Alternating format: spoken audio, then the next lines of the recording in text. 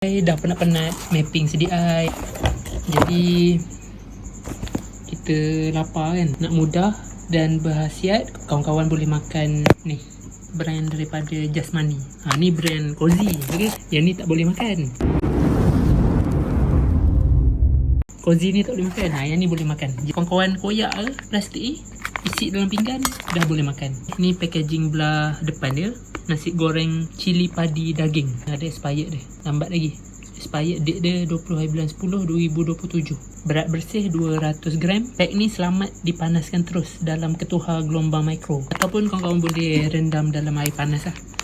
Dia dah panas, kawan-kawan buka, makan lah. Panas-panas makan sedap. Kat sini dia ada tulis, nasi goreng bukan sekadar hidangan, ia adalah kehangatan kasih sayang keluarga yang dikongsi bersama. Cara 1, guna gelombang mikro. Cara 2, air didih. Cara 3, menggoreng. Buka, goreng. Jadi kalau kawan-kawan nak mudah, rendam je dalam air panas. Okay, dah panas, kawan-kawan buka plastik, dah boleh makan. Jom kita tengok isi dalam dia macam mana. Cara nak makan dia, okay, dah panaskan tadi kan. Kawan-kawan buka ni koyak kan. Ni nampak? Belah kanan ni ada, belah kiri ni ada. Tu. Okay. Nak mudah koyak belah kanan ni. Nampak? Siap dia. Macam tu. Okay. Dan kawan-kawan boleh nampak. Bau. Sedap. Bau cili padi. Kita tuang dia. Itu dia. Nasi goreng cili padi daging 200 gram. Ni pinggan besar tau. Nampak tau? Kaca. Okay, kita tengok nasi dia pakai nasi basmati kan? Nampak panjang-panjang. Kau nampak Nampak? Nampak cantik tu.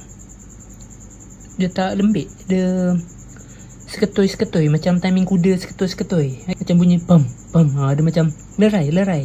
Kita tengok dia punya lauk. Okay, ni daging dia lah. Tengok Ken Sediti punya ibu jari kan. Dia potong halus-halus macam tu lah. Tak kecil sangat, tak besar sangat. Dia ngam-ngam lah makan tu kan. Okay, kita pecah dia. Kita lerai dia. Kita baca doa Bismillahirrahmanirrahim. Allahumma barik lana fima razaqtana wa qina azabana. Amin ya rabbal alamin. Kita try nasi dia dulu. Bismillahirrahmanirrahim. Rasa beras dia lembut, tak keras, dan tahap pedas pun dalam 1-2 macam tu lah. Dia tak pedas sangat. Budak-budak kecil boleh makan. Orang tua nak makan pun sedap. Dia punya beras ni lembut. Okay, kita rasa